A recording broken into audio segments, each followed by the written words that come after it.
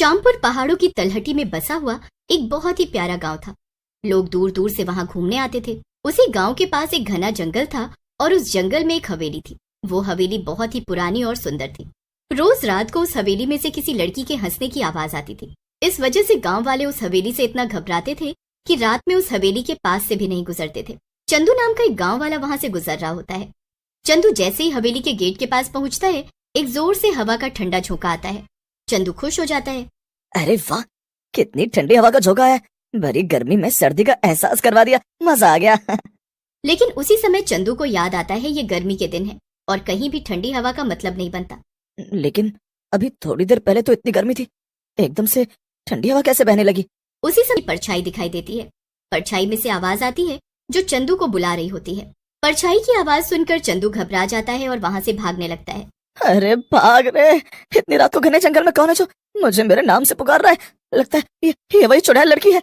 चंदू भागने लगता है, लेकिन काफी देर तक भागने के बाद भी वो उसी जगह पर खड़ा रहता है। अरे मोरी मैया, मैं तो अभी भी उसी जगह पर ही हूँ। ये कैसा जादू है? भगवान बस इस बार बचा ले, मैं जिंदगी में कभी रात में नहीं निकलूंगा। लेकिन चंदू इतना डर जाता है कि वहीं पर बेहोश हो जाता है। उसी समय एक चुड़ैल वहां आती है और उसे देखकर बोलती है, बड़ी जल्दी बेहोश हो गया। अभी तो इसने मेरी खूबसूरती नहीं देखी, नहीं तो मर ही जाता। ऐसा कहकर चुड़ैल वहां से चली जाती है।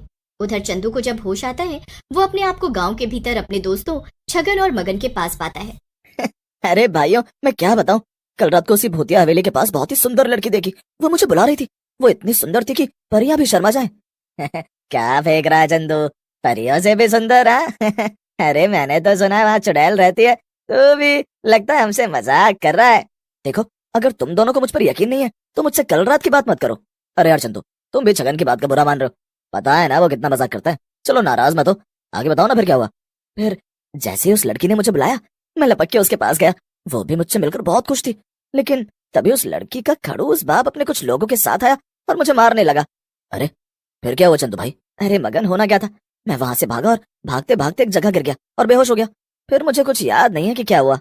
मगन और छगन उस लड़की की कल्पना में खो जाते हैं और बोलते हैं, चंदू भाई एक बात बताओ, वो लड़की क्या सचमुच में परियों से ज्यादा सुंदर थी? कहीं तुम हम दोनों को बहका तो नहीं रहे हैं? देखो, तुम दोनों को मुझ पर विश्वास करना है तो करो, नहीं तो फुटो यहाँ से। चंदू को गुस्से में देख मगन और छगन वहां से खिसक लेते हैं, लेकिन दोनों का दिमाग उसी जंगल वाली लड़की की तरफ होता है। अरे मगन, क्या सच में इतनी सुंदर लड़कियां होती हैं? और अगर होती भी हैं तो इस बंदर सी शक्ल वाले चंदू को अपने पास क्यों बुलाएगी? अरे यार छगन, मुझे तो लगता है ये मनचला चंदू जंगल में अकेली लड़की देखकर उसके पास गया होगा और उस लड़की के घर वालों ने उसकी पिटाई करती होगी और इसी वजह से ये बेहोश हो गया होगा। और हमें अपने किस्से सुना रहा है। मगन और छगन दोनों ही मन चले थे। दोनों का मन चंदू की बात सुनने से उस लड़की को देखने का कर रहा होता है। इसलिए दोनों रात में जंगल जाने की योजना बनाते हैं